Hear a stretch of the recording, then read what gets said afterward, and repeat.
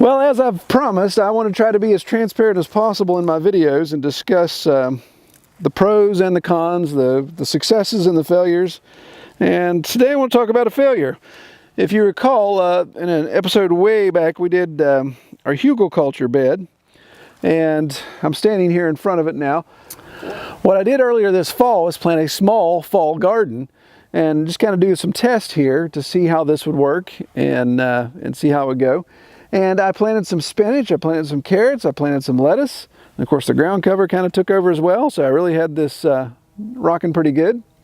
And I decided that I was going to protect it from browsing pressure of the deer by putting some step-in posts and some of my netting around it, thinking, oh, there's no way deer are going to jump in the middle of that. They usually don't jump into stuff, and there's all this mast in the forest. There's tons and tons of acorns. There's no way in the world a deer is going to be in here.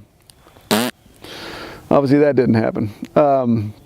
So what did I lose? Well, I basically lost everything. It looks like a Viking horde has descended upon this garden and took everything out. They even pulled out all my carrots. There's just a couple here and there that are left.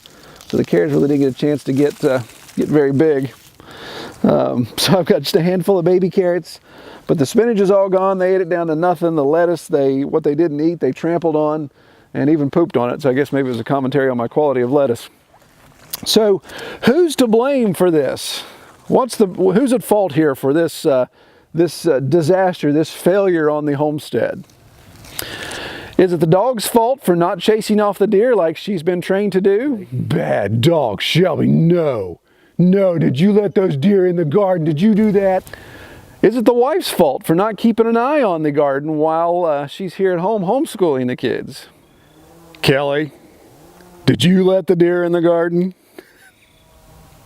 Is it the manufacturer of the fence, their fault for making such cheap step-in posts that deer can lean into it?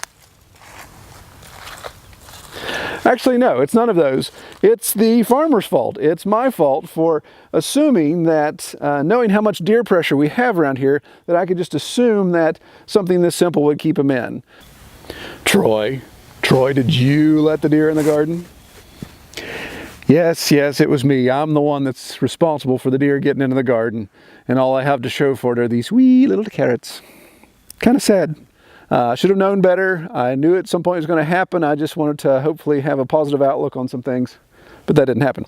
So obviously, next time I do this, I need to build better fencing. So that's a lesson learned there. So what do I have? I have some baby carrots, just a handful of baby carrots that I can eat, and I've made a food plot for the deer.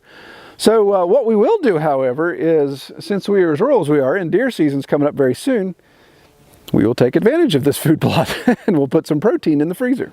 So the takeaway from that is, don't just assume. Obviously, there's failures all the time. I really thought my carrots were going to be something nice, but you win some and you lose some.